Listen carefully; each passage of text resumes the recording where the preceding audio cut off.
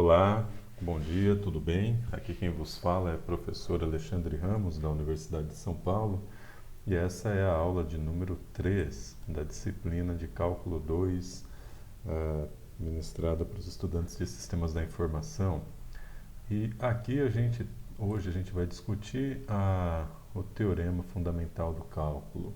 Antes de avançar para o tema da aula propriamente dita, eu vou lhes informar de uma pequena mudança. Como vocês podem notar, aqui nós estamos na página 4.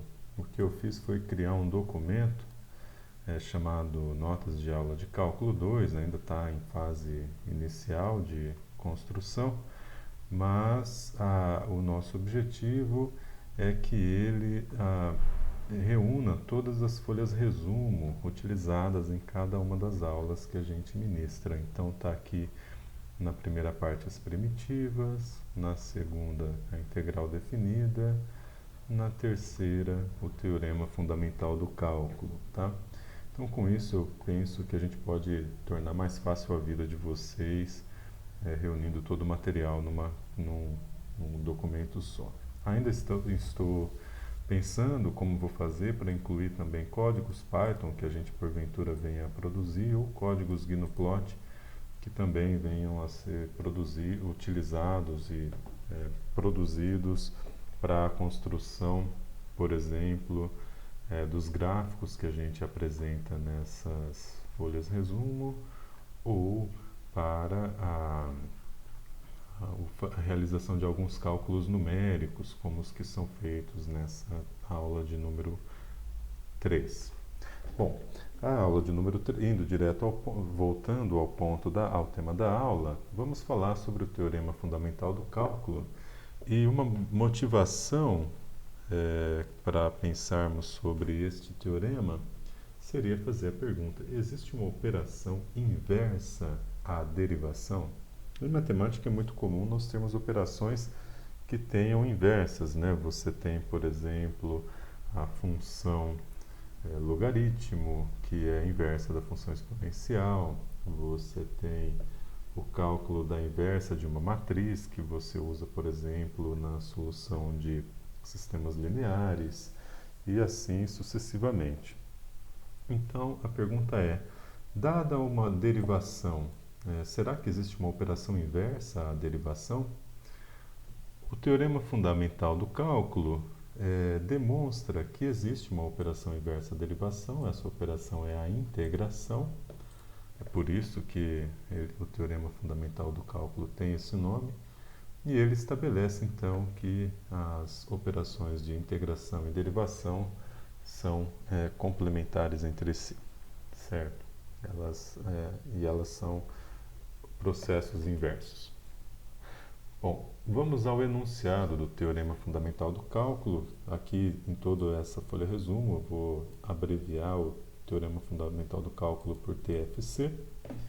Então, partindo da premissa de que existe uma função f contínua, esta premissa é fundamental de ser satisfeita, tá? Mas existindo uma função f contínua no intervalo AB, então você pode calcular a integral, definir uma função g de x como sendo a integral definida de a x de uma função f de t integral em relação a t, tal que a derivada da função g de x resulta na própria função f de x, ou seja, no integrando.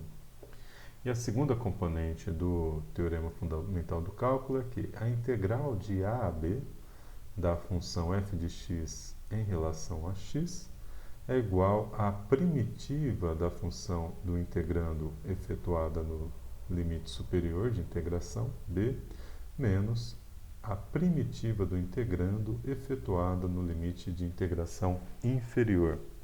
Tá? Sendo que f, claro, é qualquer primitiva de fzinho, né? Isto é, a derivada de fzão é o próprio fzinho. Esse resultado é muito interessante porque ele é o resultado que demonstra, então, a relação entre os processos de integração e derivação como inversos, né? Veja, na equação 1, se você faz a derivada d dx de g de x, né, a derivada de g de x equivale a d dx da integral de a x de f de t dt. Então, e aí ele está dizendo que a d dx dessa integral é o integrando. Então, a derivada da integral é a própria função.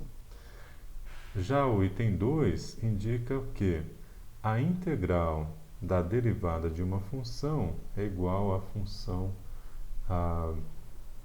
no limite de integração superior menos a função no limite de integração inferior. Então, a integral da derivada de uma função é a própria função, também está sendo dito aqui.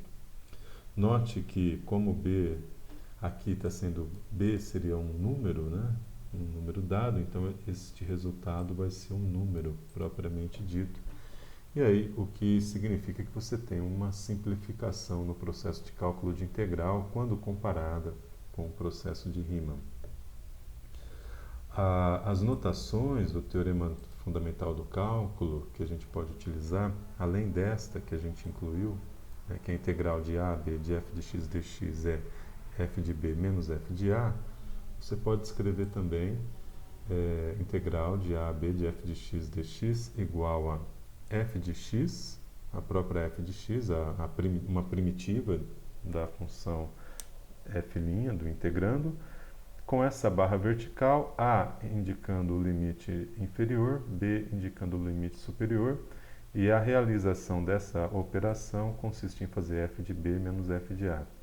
Outra notação para f de b menos f de a é abre colchete, escreve uma primitiva do integrando, fecha colchete, coloca a embaixo, b em cima, eles também indicam essa diferença entre f de b menos f de a. E por último, a notação que é f de x, aí você abre um colchete ao final e fica com a embaixo, b em cima. Também é uma notação possível para a diferença entre a primitiva nos limites superior e inferior. Bom, veja que quando você escreve uma g de x desta forma, né, integral de a x de f de t dt, o que você está definindo é que a área sobre uma certa função, y igual a f de t, ela pode ser uma função, ela vai sendo uma função, ela é variável, né, ela vai se modificando à medida em que a gente incrementa o x. Tá? Lembrem-se, por exemplo, na aula passada, quando nós falamos sobre a área do terreno que tem aquele aspecto sinuoso porque ele é circundado por um rio no fundo.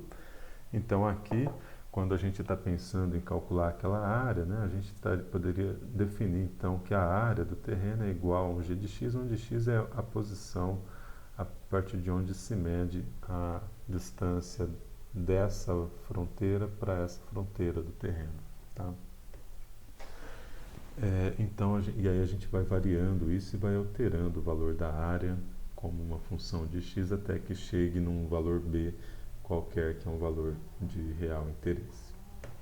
Bom, para concluirmos essa primeira etapa da aula 3, vamos fazer um exemplo considerando a seguinte situação. Considere f de x igual a 2 mais meio seno de x, e a primitiva de f de x vai ser igual a 2x mais meio, abre parêntese, cosseno de x mais 1, fecha parêntese.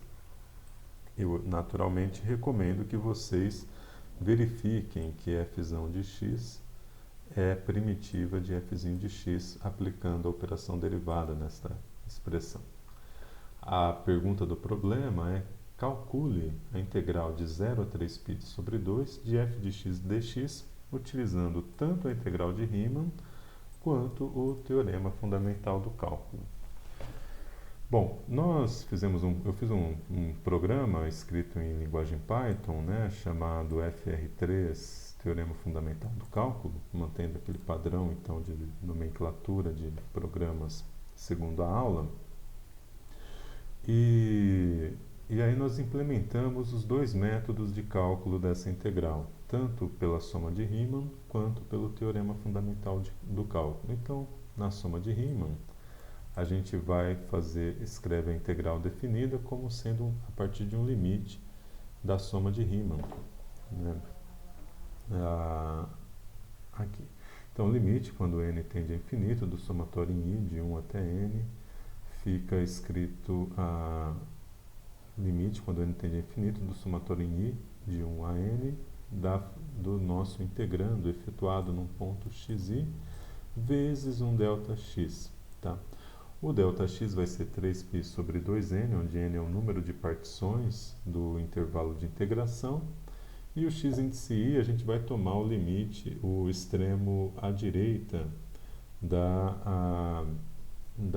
dos subintervalos da soma de cálculo dos retângulos. Tá? Então, 3π sobre n vezes i.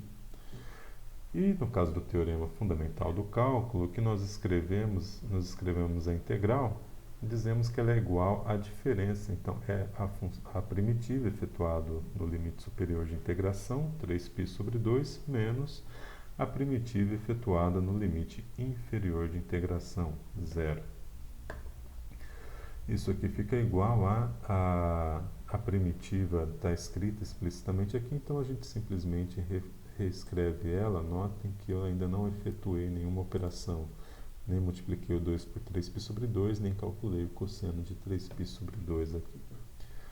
O resultado final, se você aplica o nosso programa, né, para o cálculo da integral de Riemann, cálculo dessa integral usando a integral de Riemann, e utilizando n igual a 25, o valor numérico é aproximadamente 9,22552. Se você utiliza o teorema fundamental do cálculo, então você simplesmente efetua esses números, né? Aqui vai dar 0 esse cosseno, então vai dar meio aqui. 2 sobre 2 simplifica, fica 3π mais meio, e esse número é aproximadamente 9,92478. Naturalmente que o número de casas após a vírgula você escolhe de acordo com a sua necessidade, tá? Mas eu fiz questão de colocar 5 casas para que você perceba a diferença entre os dois métodos de cálculo, que o método de Riemann é aproximadamente igual ao método do teorema fundamental de cálculo, e esses métodos são, os resultados obtidos por ambos os métodos são tão mais parecidos quanto maior for o número de retângulos.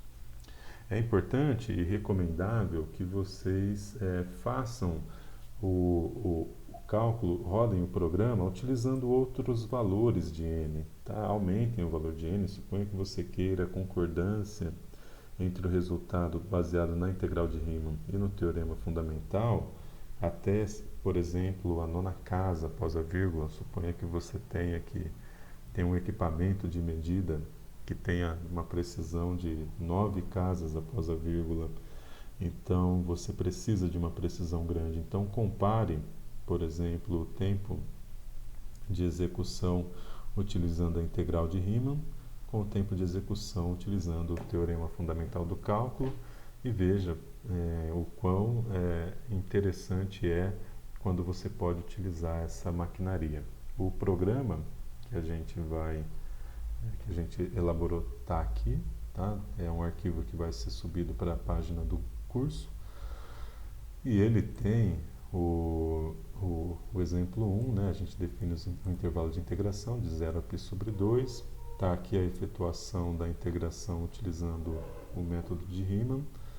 Aqui está um print para dar o resultado final. Ele está comentado porque a saída que eu queria do programa na última vez que eu rodei não era essa. Então eu comentei esse print aqui. E aqui está o mesmo cálculo, mas agora utilizando o teorema fundamental do cálculo, tá? Novamente aqui está um print comentado. Então, quando vocês quiserem fazer esses cálculos, vocês podem descomentar para facilitar a vida de vocês. Bom, voltemos aqui então. Com isso, eu quero fazer mais algumas sugestões, né? Eu já sugeri aumentar o valor de n, Outra coisa que vocês podem fazer é alterar os intervalos de integração, ao invés de 3π sobre 2, colocar outros limites de integração aqui, outros valores de a e b. E uma terceira é variar o integrando. Por exemplo, você pode colocar uma outra função f de x aqui e verificar como é que se comporta a integração. Um caso interessante que você poderia incluir, e eu vou escrever já, suponha f de x igual a 1 sobre x ao quadrado, na notação do Python. E coloque a igual a menos 2 e b igual a 5. E a pergunta é possível aplicar o teorema fundamental do cálculo para esse caso? Explique sua resposta. Tá? Esse é um caso interessante de se avaliar. E fica aqui como um comentário e vai estar lá para você avaliar posteriormente. Bom, com isso nós concluímos essa primeira etapa da aula de número 3 e encerramos até a próxima etapa, em que nós vamos falar sobre a prova do teorema fundamental do cálculo e apresentar mais alguns exemplos que serão discutidos. Então, até breve.